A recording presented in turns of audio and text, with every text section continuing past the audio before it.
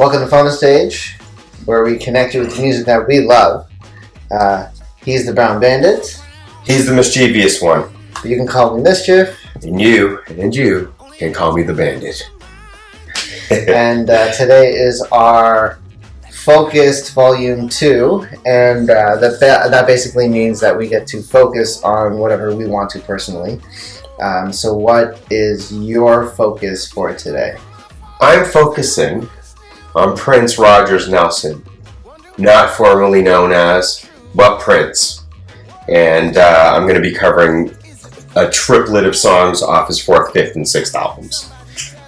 And mine is, over the last couple months, a lot of the shows that I watch have been coming out with their newer seasons. Yep. And the more real life kind of shows have been incorporating the pandemic.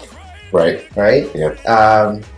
It's also kind of been like making me relive those moments watching those shows, watching the episodes and watching the shows. And some of the shows have also brought up the whole Black Lives Matters thing. So I kind of like relive. Or both. Right? Yeah. And it's kind of made me like relive all that stuff that happened over the last year, right?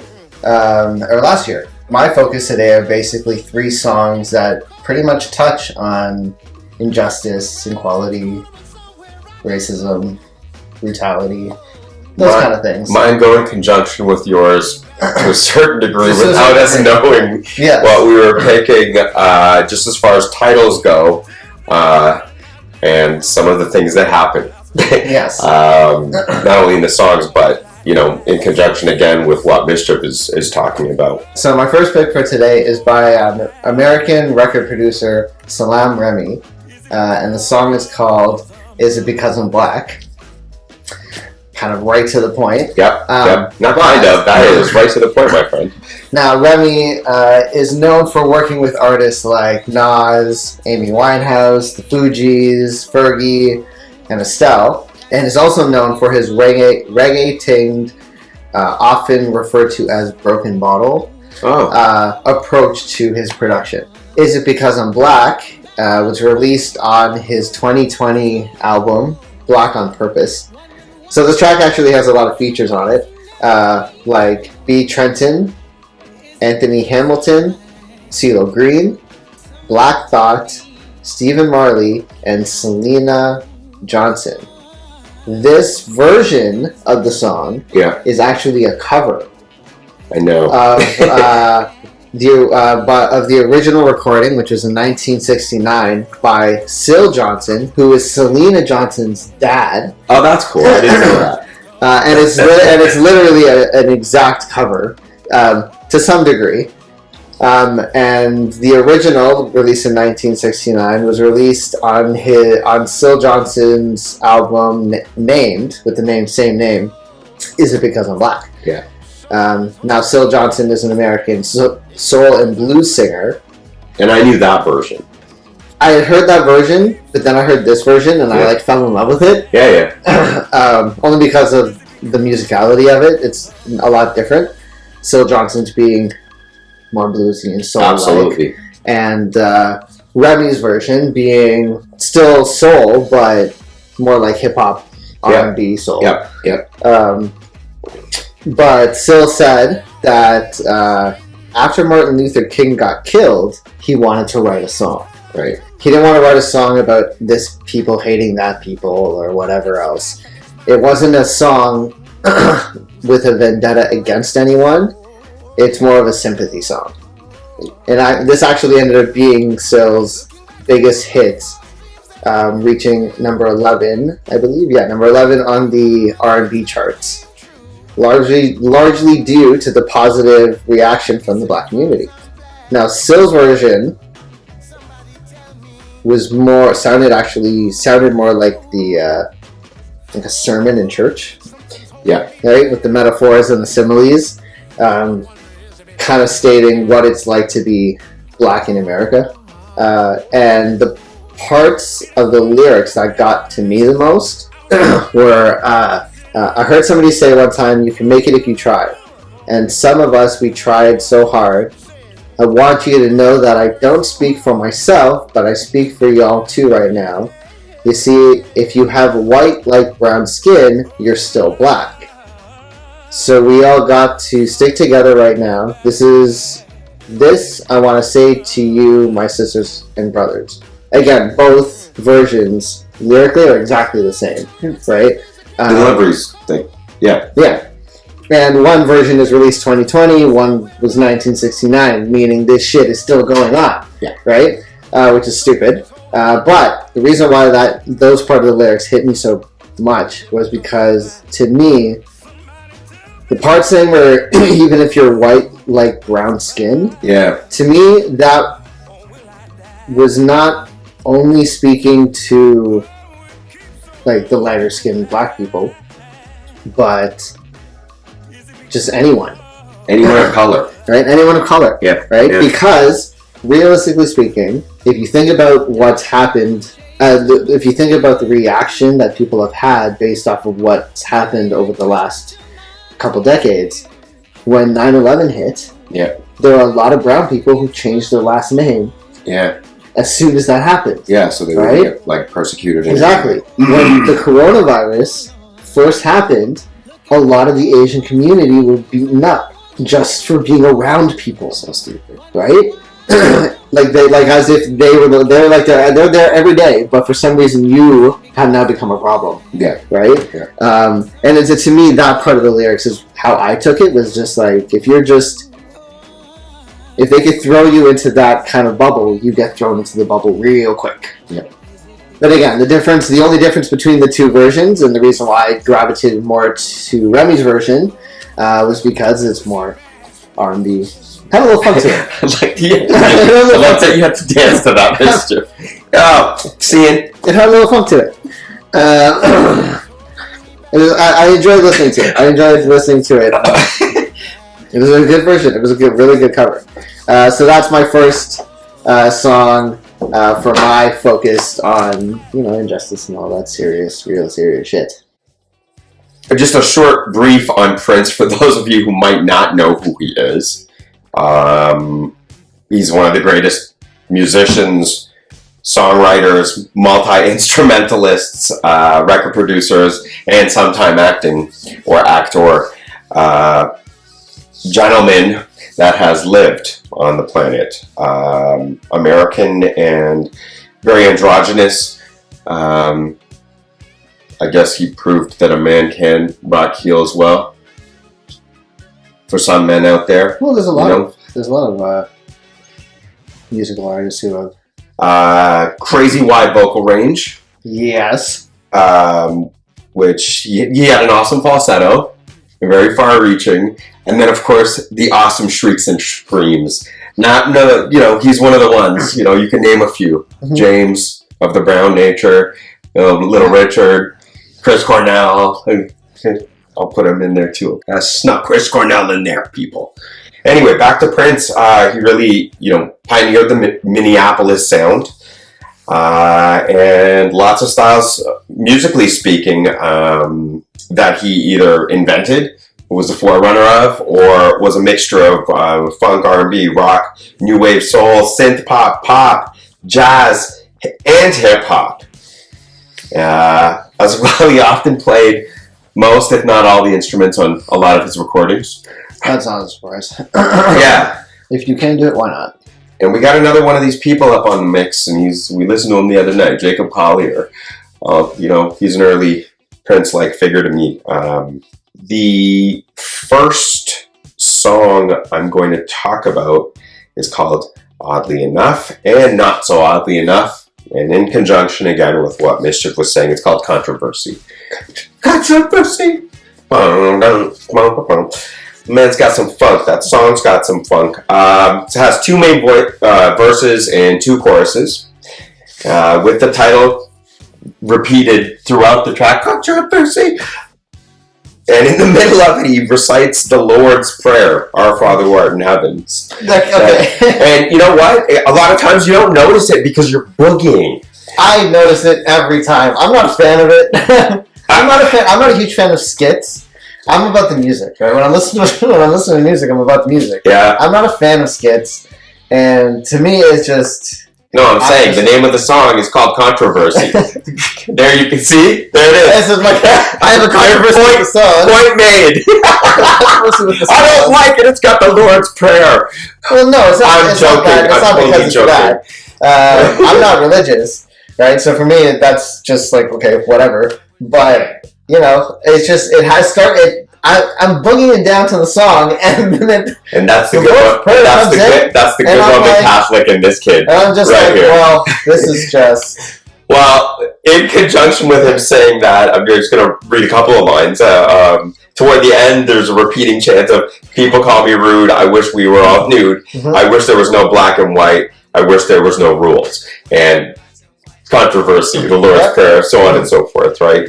It's a 4/4, straight up 4/4 funk drum beat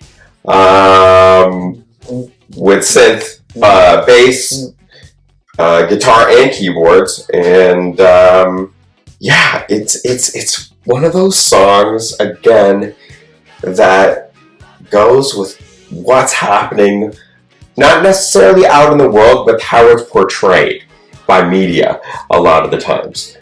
Yeah. It's skewed, right? And that's why, aside from it being one of my favorite songs, I guess because of what's happening, our choices came out of that.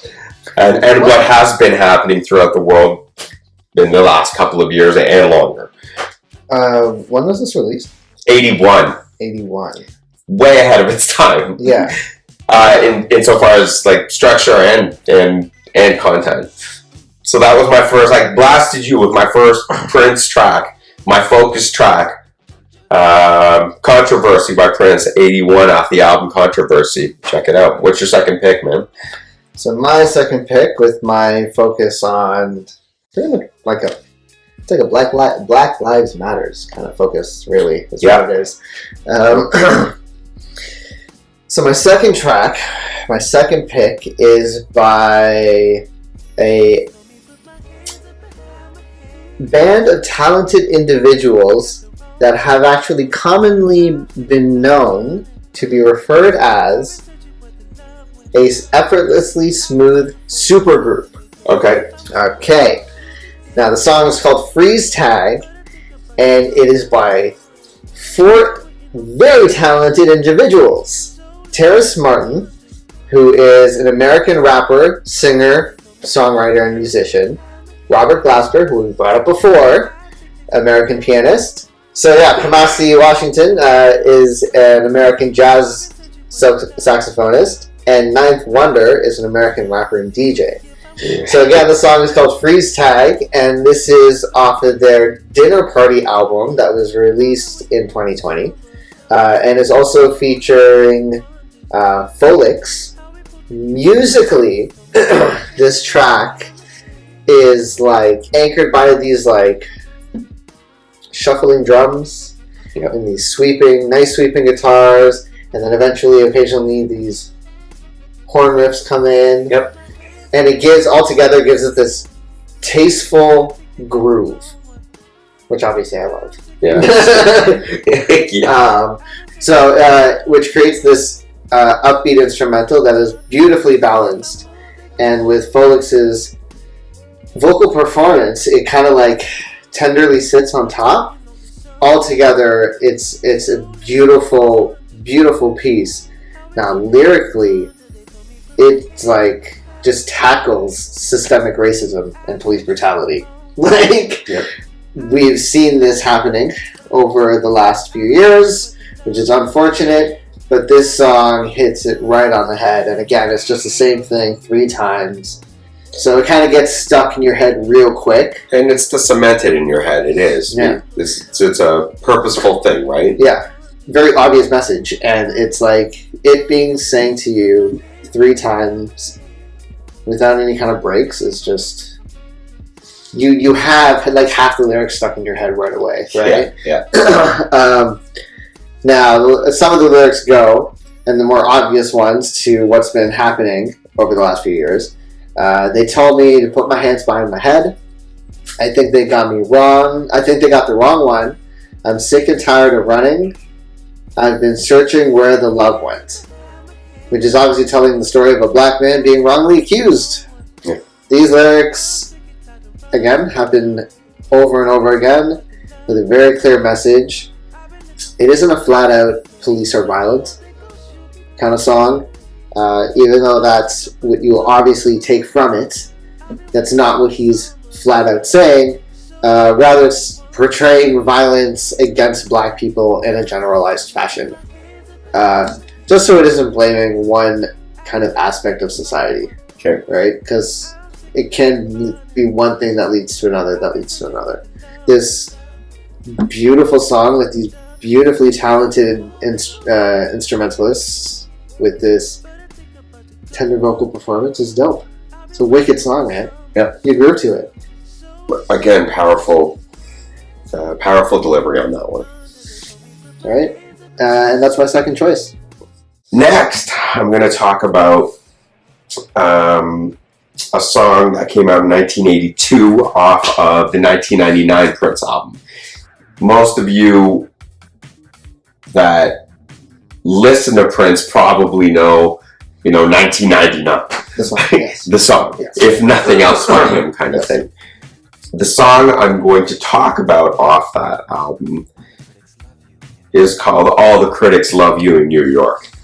And the way I look at this now is maybe different than what the song's necessarily talking about, in a sense. The way I look at it now with what's been going on is no matter what someone does, they can keep on doing the same thing, and the media is going to love them. So whether that's a group of people towards another group of people, this person versus that person, whatever, for some reason, people get away with doing what they're doing constantly over and over again. And the media in the world keeps on going on, and we're not about that. This also, the song, that's my thoughts on it, but the song is this precursor to electronic music kind of thing. Techno, specifically, in my opinion, kind of thing. What a driving beat. Mm-hmm. And it's a Lin LP. It's a Lin LP 12? That's not right. It is a the Lin LM-1 drum machine, which was a huge game changer back in the day, as far as synth stuff went. And of course, he's still with his original band, Prince and the Revolution, on the previous album and this one. Mm-hmm. So some of the lyrics, I'll read the second verse. It's why you can play what you want to. All the critics love you in New York. They won't say that you're naive if you play what you believe in New York. Purple love and war is all you're headed for, but don't show it. The reason that you're cool is because you're from the old school and they know it. So it's that old school mentality that I'm talking about when I mentioned that. And that was my second choice, man. I think a lot of people don't go to the deeper cuts on a lot of his albums. Mm. And that was kind of my choice for my focus. Sure. For a deeper cut by him. What you got next, man? For my last pick, there's a lot of reasons I picked this song. There was one main reason I picked this song, which is it's a dope song. Yeah. But then as I was doing more and more research, it ended up being like, I got even happier and happier that I picked the song. The song is by Janelle Monae. I love her. The song is called Turntables. I love listening to her. I like looking at her. She's a lovely, lovely artist. She is. She's an American singer and rapper. Now, Turntables was originally created for a 2020 documentary called All In, The Fight for Democracy. Now, then I got a question for you. What? Do you feel a revolution in the air? Do you feel a change coming? Yeah. Because this song definitely carries that weight. It has just this kind of marching power to it, from the way she performs to the way the beat goes. Because it's by so marching punchy. Power, what do you mean? Militaristic wise? No, just militaristic. Like, just in the sense of, like, we need to make a change, and yeah, okay, let's do it. And it has to me, yes, it has this, like, almost this military kind of feel to it, but not with the message. Right, just the beat. Lyrically, this was stemming from wherever Monae was. Whatever she was feeling throughout the whole pandemic, and the oppression and police brutality and the protests and that were taking place. And because the reality is that we've mentioned this before, saying that you can't appreciate the culture but not the people. Yeah. Right? Because there is strength and excellence and achievement in the Black community that has propelled humankind forward in some kind of way. Yeah. Right? And it's been overlooked. Or ignored. Tried to be ignored, no more. Yeah. So originally, Monae was not interested at all to do any kind of writing at all because of everything that was going on. Right. Right? But then she was presented with this opportunity to do the theme song for the documentary. She felt like this is something she had to do because of everything that was going on. Right. Now, the reason why I'm emphasizing on that so much is because, to me, you can hear it in her lyrics. Her lyrics in this song are very real to me. For two reasons. One, so lyrics like, we're kicking out the old regime, liberation, elevation, education. I said America used a lie, but the whole world's about to testify. These are very heartfelt lyrics, and these are very obvious lyrics to what the subject is of injustice and stuff like that, which is we've seen for decades and decades and decades. Why I love these lyrics so much, because of how up to date it is. The lyrics start by her saying, "I've been flipping through my timeline." To me, that shows how effective social media has become. In a positive or technically negative way, how it can be used. Yeah. Right? Because, like, to me, that's what everyone was doing. Right? Right? So to be like, this is how I'm gonna...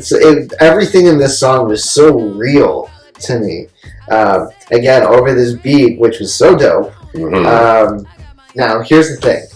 I need you to play the song because this is what I hear every single time I listen to the song. Okay, so to me, this is what I hear. Okay, every single time I hear this song,